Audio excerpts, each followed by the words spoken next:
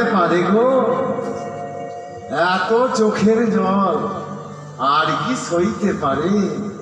গিরিধারী লাল শ্রীকৃষ্ণ আর থাকতে পারল না। সবার প্রথমে সে কারাগারের দরজাটা খুলে দিল। একই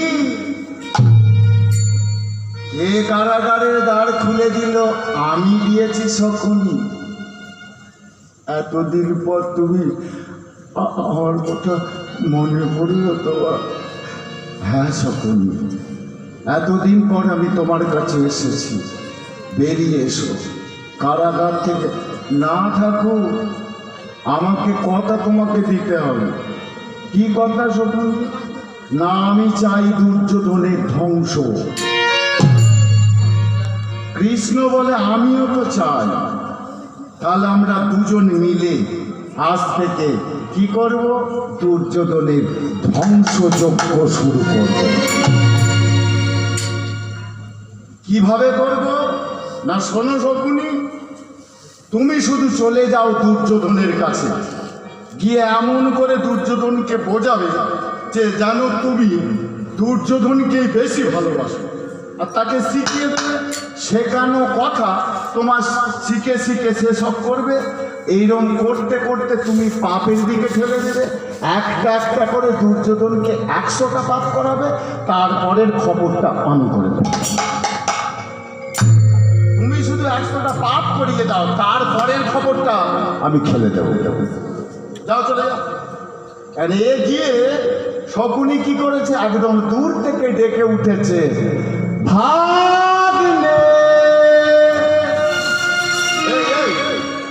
কে ভাগ্নে বলে ডাকছিল? কে গো? কে দূরে? কে? দুর্যোধন বলে কে দূরে? ভাগ্নে। ও মামা, তুমি মরনি মামা? শকুনি বলে মরবো? তোকে মেরে তবে তো মরবো। তাকে মারি তারপর তো আমি মরবো।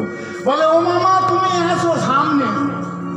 মামা এসেছে, মামাকে মহানন্দে জড়িয়ে ধরেছে। ও মামা, মামা আমি যে তোমার সব বাবাকে ভাইদেরকে মেরে দিয়েছি, তোমার আমার উপর রাগ হচ্ছে? বলে না ভালো, রাগ কেন হবে?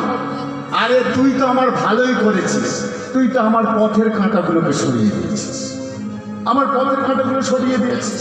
বলে কি করে? বলে আচ্ছা তুই যদি আমার বাবাটাকে আর ওই ভাইগুলোকে মেরে না দিতিস, তাহলে হস্তিনাপুরের সিংহাসনকে আমি পেতাম না। আমার 100টা ভাইকে দিতে হতো। আমার বাবা যতদিন বেঁচে থাকতো সে সিংহাসনে বসে থাকতো। তাহলে তুই তো আমার পথের কাঁটাগুলোকে সব সরিয়ে দিয়েছিস। বলে ও মামা তোমার কি বুদ্ধি মামা? বলে ও বুদ্ধিটাই তো তোকে দেব। আজকে তুই আমার পথের কাঁটাগুলোকে সরিয়ে দিয়েছিস, আর আমি তোর পথের কাঁটাগুলো আজ থেকে সরিয়ে দেব। বলে ও মামা তুমি উঠে এসো, এসো সিংহাসনে বসবে, এসো। আরে রাজ সিংহাসনে বসো, বসো মামা।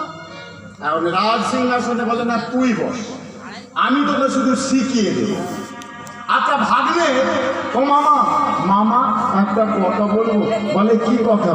বলে শোনো না, ওই পঞ্চ পাণ্ডবের নয় আমি একজনকে বেশি ভয় পাই। বলে কাকে? বলে ভীষ্ম।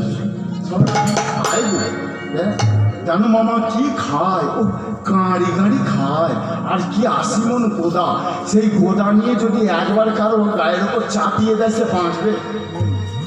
কি ক্ষমতা আর কি খায়। বলে ওখানেই তো উইক পয়েন্ট আছে ভাগ্নে, ওখানেই তো উইক পয়েন্ট। বলে কি?